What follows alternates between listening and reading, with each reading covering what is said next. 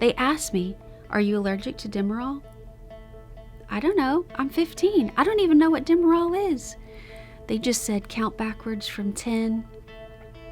And the next thing I knew, I woke up in a chair next to several other very groggy young women.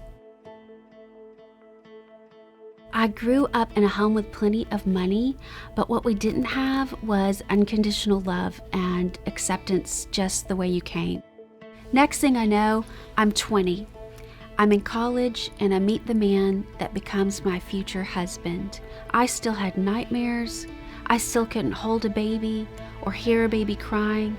I had not shared my past with him at that time, and that drew us both into the church. I made a mental note. Christians don't like abortion, so don't tell anybody what you've done. They won't understand. I was 27 years old before that secret sin came to the surface. I found myself alone in a room with the lady that led the Hope group. Hope stands for Healing of Post-Abortive Emotion. And before I knew it, the secret spilled out. I started bawling in front of this lady, and I said, "I don't know why I can't stop crying." And she said, "Laura, you're crying because you lost a baby."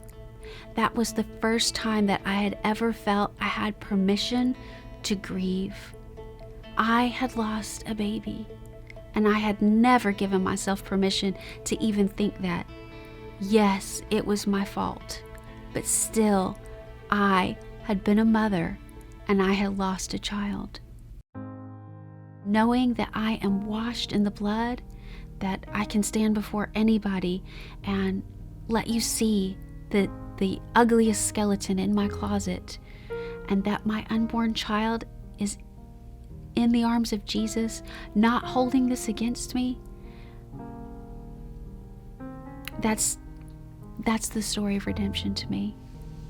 I named my child. I prayed about the gender of my child. I feel like it was a boy. If I get to heaven and I meet my child and it's a girl, that's just okay. But I needed to give dignity to him by signifying that he was a real person with a purpose. I've even been able to go on and facilitate and lead several Hope groups as well. An amazing place here in Chattanooga, the National Memorial for the Unborn. It's the first one of its kind. It's very similar to the Vietnam Veterans Wall in DC. It's just a large wall of granite where you can place a plaque remembering your child, giving dignity to your child as a once living human being. At the memorial, as I was placing his name plaque on the wall, this is what I shared with my family that I had invited to be there at the memorial with me. I said, "Jeremiah David, here today, I am giving you dignity in your life and in your death. And what I want to say is that your life made a difference. It's made a difference in me because it's helped me understand how deep the mercy of God can go.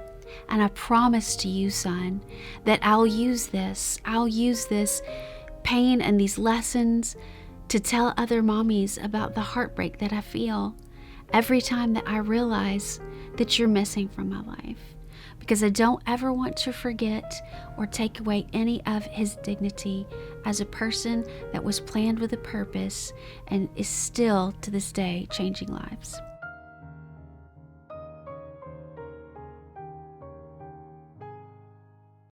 If this story inspired you, take the steps to change your life.